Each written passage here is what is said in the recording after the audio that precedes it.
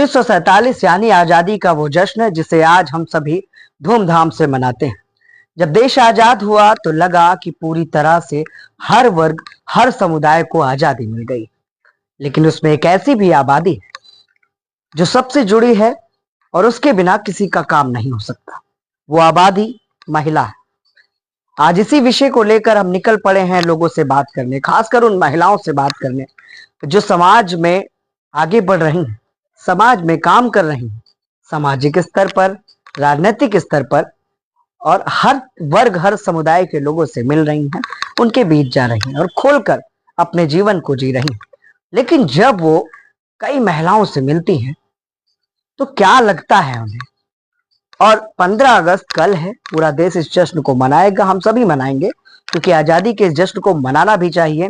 शहादत थी, बलिदान था, जिस वजह से आज हम इस तरह से आपसे बात कर पा रहे हैं। हमारे साथ आज खास मेहमान होंगी सिमी बर्मन, जो सामाजिक कार्यकर्ता हैं, समाज में एक सामाजिक संस्था चला रही हैं। उसके साथ साथ उनसे आज एक ही सवाल होगा कि महिलाएं कितनी आजाद हैं। आइए बातों का सिलसिला शुरू करते हैं। सिमी, क्या लगता है, कल आजादी का जश्न है, सभी वर्ग, हर समुदाय 15 अगस्त के स्वतंत्रता दिवस को मनाने वाला है। महिलाएं कितनी आजाद हैं? पहले तो हमारे दर्शकों को अपना परिचय दें। मेरा नाम सिमी बर्मन है और मैं सौभाग्य फाउंडेशन के प्रेसिडेंट हूँ और साथ में जो भी इवेंट्स होते रहते हैं महिलाओं से रिलेटेड उसमें भी बढ़ चढ़ के भाग लेती हूँ। तो आज जैसे हमारे बीच विक्रम कश्यप जी हैं और एक और पत्रकार भी हैं, तो वो 15 अगस्त के पहले जो भी ये है कि हमारा 15 अगस्त क्यों मनाया जा रहा है और 15 अगस्त मनाने का मेन उद्देश्य क्या है, इन चीजों पे मैं बात करूंगी। कि 15 अगस्त जो है हमारा एक आजादी का पर्व है, वो एक पर्टिकुलर समाज नहीं पूरा भारतवर्ष मना रहा है। और इस 15 अगस्त में ये है कि हमें जो आजादी मिली है, वो आजादी का मतलब ये था कि हमको भारत में जो अंग्रेजों के द्वारा आजादी मिली थी, उस आजादी को हम बात कर रहे हैं।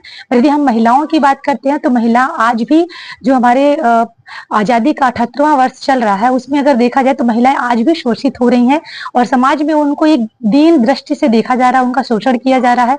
इसमें कई केसेस ऐसे हैं, जैसे आप अभी अयोध्या कांड देख सकते हैं और ये आपका कन्नौज वाला केस था, उसमें भी आप देख सकते हैं। तो इससे ये तो यही साबित होता है कि हम महिलाओं को तो कह रहे हैं कि महिलाएं भी आजादी के उसमें अपना बढ़ चढ़ के भाग ले रही हैं और महिलाएं ज्यादा से ज्यादा पढ़ रही हैं और आगे बढ़ रही हैं, हर क्षेत्र में आगे बढ़ रही हैं।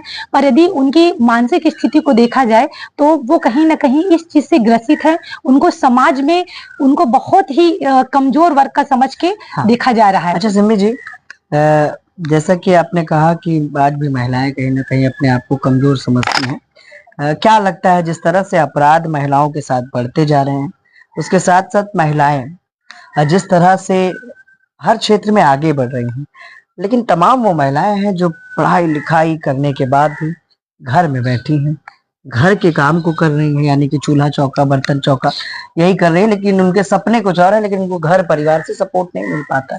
इस तरह की बातों पर या इस तरह के जब चेहरे आप देखते हो अपने कार्यक्रमों में जाते हो, वहाँ तमाम महिलाएं मिलती हैं, तो उस पर क्या कुछ कहना चाहोगे? देखिए, मैं ये बोलना चाहूंगी कि नारी का धर्म ही है कि घर में अपने परिवार को देखना, अपने परिवार के साथ में अपने जो वैवाहिक जीवन होता है उसको भी देखते हुए अपने जो कैरियर को आगे बढ़ाना। तो यदि हम इस बारे में बात करें तो उसके लिए घर का काम कोई बड़ा काम नहीं है और घर का काम नारी के लिए ही होता है कि औरतों को, महिलाओं को करना ही करना है। पर यदि पढ़ी लिखी महिला है और वो चाहती है आगे बढ़ना और वो चाहती है कि अपने भविष्य को आगे उज्जवल करे, अपने बच्चों, क्योंकि माना जाता है कि बच्चों का जो भविष्य होता है वो घर में अपनी माँ से शुरू होता है, क्योंकि माँ जिस तरह को उसको सिखाएगी वो उसी तरह का बच्चा बनेगा। अच्छा सिमी, लेकिन फिर भी जब महिलाओं का जो सपना है कि मान लीजिए उसे एक डॉक्टर बनना था, लेकिन पढ़ाई करने के बाद भी इसको नहीं मौका मिल पाता है क्योंकि शादी हो गई और जो ससुराल है वो नहीं मौका देता है। इस मौके पर उस परिवार या उस वर्ग के लिए क्या कहना चाहोगी कि क्या लगता है जब महिलाएं आगे बढ़ना चाहें या काम करना चाहें तो उनको मौका देना चाहिए या नहीं देना चाहिए? मैं तो यही बोलूंगी कि यदि महिला सक्षम है, पढ़ी लिखी है और वो चाहती है कुछ करना, तो औरतों को और जो पुरुष है उनमें भेदभाव नहीं रखना चाहिए, क्योंकि दोनों ही माँ के द्वारा ही पैदा होते हैं, चाहे औरत हो चाहे पुरुष हो। यदि मान लीजिए किसी के लड़का नहीं हुआ लड़की ही हैं, तो क्या उनके माँ बाप नहीं चाहेंगे कि उनको पढ़ाना, और पढ़ाएंगे तो फिर ये भी चाहेंगे कि उनके जो बच्चे हैं, लड़कियां हैं, वो कुछ उनका नाम रोशन करें। तो क्या गलती उन माँ बाप की है जो अपने बच्चों को पढ़ाए हैं? अगर पढ़ाए हैं तो वो उनका फर्ज बनता है कि जिस घर में, क्योंकि ये एक हमारा हिंदू धर्म का एक रिवाज है कि लड़की जब बड़ी होती है तो उसकी शादी की जाती है, तो पूरे टाइम तो माँ बाप अपने घर में बैठा के रखेंगे नहीं बच्चे को। तो जब माँ बाप बैठा के नहीं रखेंगे, शादी करेंगे अपने बच्चे की, तो उस समय लड़की जिस घर में भी जाएगी तो वो घर इस तरह का होना चाहिए जिसमें उसके सपनों को दबाया ना जाए। उसका जो मतलब फ्यूचर था या उसकी सोच थी कि मुझे मेरे माँ बाप ने इस उद्देश्य से पढ़ाया है कि मैं पढ़ के आगे इंजीनियर बनूं, डॉक्टर बनूं, या कुछ साइंटिस्ट बनूं, या कुछ जो उसकी सोच रही हो कि फ्यूचर में मुझे ये करना है, तो शादी के बाद उसकी जो सोच है वो दब के ना रहे। अच्छा सिमी, ये तो रही वो बात जो सार्वजनिक है, सामाजिक है, कि महिलाओं को कहीं ना कहीं आगे बढ़ना देना चाहिए, और उसके साथ साथ आज भी महिलाएं पूरी तरह से आजाद नहीं है, है ना। आपने जब सामाजिक कार्यों की शुरुआत की, आपकी बात करते हैं, क्योंकि कहीं ना कहीं महिलाएं उदाहरण बननी चाहिए और बन भी रही हैं। किस तरह की दिक्कतें आई?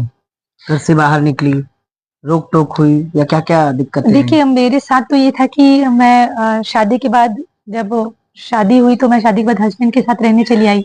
तो मेरा जो मायका और ससुराल दोनों था, मेरे से बहुत दूर था। तो मेरे को थोड़ा-सा बहुत मतलब स्ट्रगल तो करना पड़ा, इसलिए करना पड़ा क्योंकि मेरे साथ क्या था कि मेरी ज़िम्मेदारी थी कि मैं एक महिला हूँ, एक माँ भी हूँ, जी। तो मुझे अपने बच्चों को भी ध्यान देना था, और उसी टाइम में मुझे अपने बच्चों को भी देखना, उसी टाइम में मेरे को अपना जो भी सोशल काम है, सामाजिक काम भी करना है। मेरा ये कारवां था, ये ऐसे शुरू हुआ कि मुझे अपने बच्चों को भी देखना था, साथ में मुझे अपने फ्यूचर को भी देखना था कि मुझे कैसे महिलाओं के लिए काम करना है, या किस तरह से सामाजिक संगठन को अपने आगे बढ़ाना है। तो मुझे कठिनाइयाँ तो बहुत हुई, पर मुझे ये था, हौसला था कि मुझे क्या बोलते हैं, करना है, कुछ करना है। तो उस उद्देश्य से मैं सभी अड़चनों को अपने राह से हटाते हुए आगे बढ़ती हूँ। इसमें कभी रहा ऐसा भी कि कभी ससुर ने, सास ने, पति ने टोका कि कहाँ जा रही हो, इतना समय लग गया, इतने पैसे कहाँ तुमने लगा दिए, ऐसे सवाल तो होते होंगे? देखिए, ये महिला है और महिला की मतलब एक ज़िम्मेदारी होती है कि मतलब टाइम पे घर आना और अपने टाइम पे जो भी उसकी ज़िम्मेदारियाँ हैं उसको पूरा करना। और जो इनके गार्जियन होते हैं, चाहे हस्बैंड हो, चाहे मम्मी-पापा लोग हों, उनकी एक चिंता का विषय रहता है कि महिला बाहर गई है। क्योंकि समाज में अभी भी इस तरह का है कि आप महिलाओं को, बच्चों को तो पढ़ा दिए हो, आगे बढ़ा तो रहे हो, पर कहीं न कहीं उनका एक डर सा बना हुआ है।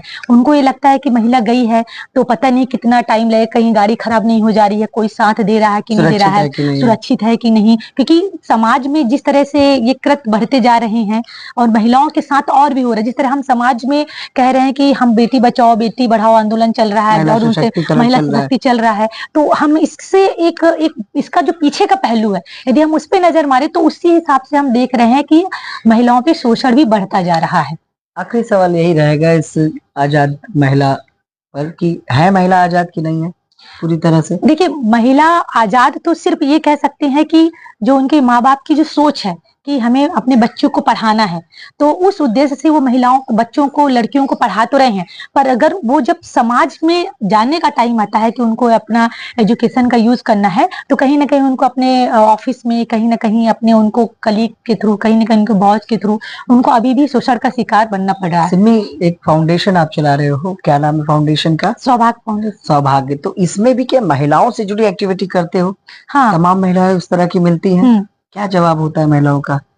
किस किस चीज से परेशान है? कभी घरेलू हिंसा, कभी देखिए, क्या? महिलाएं तो ज्यादातर देखा जाए तो सबसे बेसिक चीज उनके साथ ये होता है कि वो अपने माँ बाप के कहने के मुताबिक शादी कर लेती हैं, और शादी के बाद अपने जो उनका ससुराल पक्ष होता है वहां चली जाती हैं।